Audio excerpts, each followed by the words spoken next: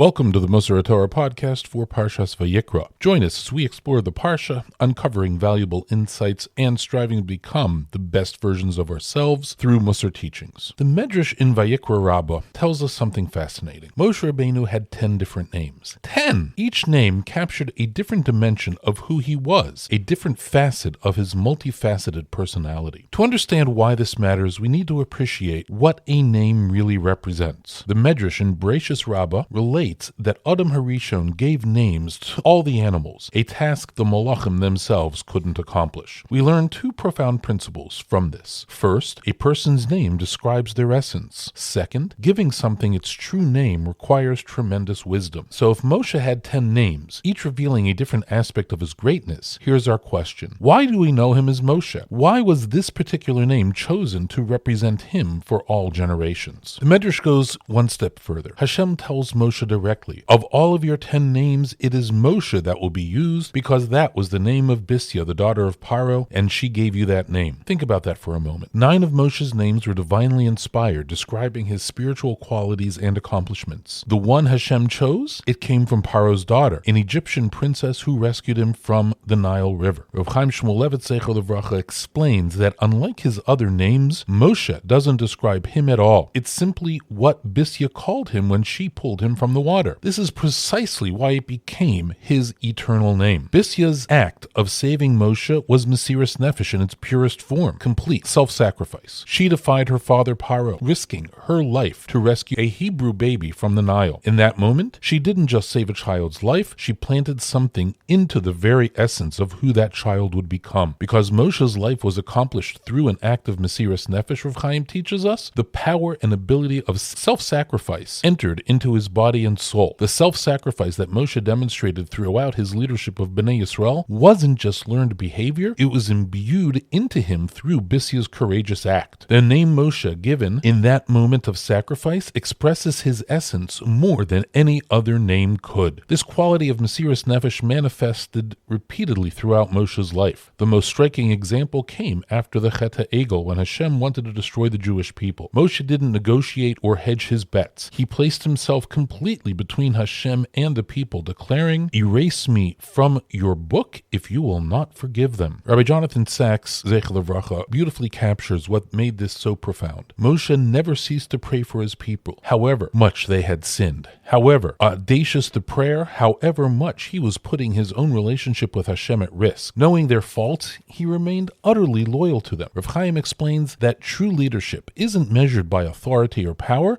but by how much we are willing to sacrifice for those we lead. Moshe exemplified this willingness to put himself last, to sacrifice his own interests, his comfort, and potentially even his eternal portion for the sake of his people. This understanding of self-sacrifice brings us to a deeper appreciation of Parshas Vayikra. The Parsha begins with a small aleph in the word Vayikra. Chazal explain this small letter represents Moshe's humility. Despite being the greatest prophet who ever lived, Moshe would have preferred to write Vayakar instead, a word suggesting that Hashem merely happened upon him by chance, rather than deliberately sought him out to speak with him. Here's the beautiful connection. This display of humility links directly to the central theme of the Parsha, Karbanos. The word carbon comes from the word karov, meaning to come close. Through sacrifice, we draw closer to Hashem. This parallel reveals the essence of Rav Chaim's teaching. Genuine closeness to Hashem and to others comes through self-sacrifice and humility. The small aleph and the Karbanos both point to the same truth. Greatness comes not from elevating ourselves, but from diminishing our ego and giving of ourselves for others. Rav Chaim teaches that we too can incorporate this midah of Mesiras Nefesh into our lives. Each time we put others before ourselves, each time we sacrifice our comfort, time, or resources for another person, we are channeling the essence of what made Moshe Rabbeinu great. How can we take this message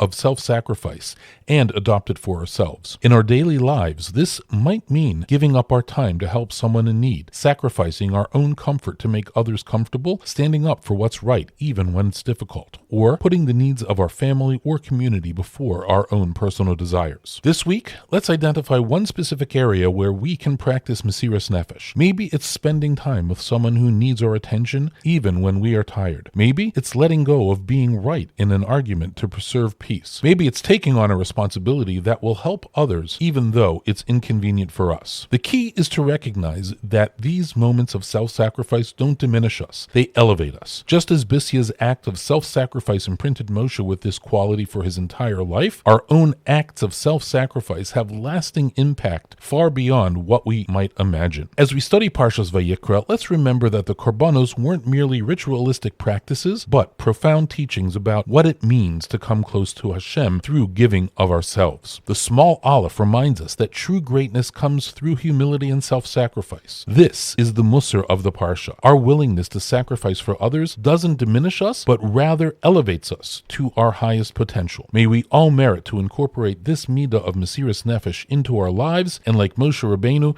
become vehicles for bringing others closer to Hashem. Thank you for joining us for this episode of Musar Torah. Until next time, may we all merit to grow in our midos and in our service of Hashem. Have a good Shabbos.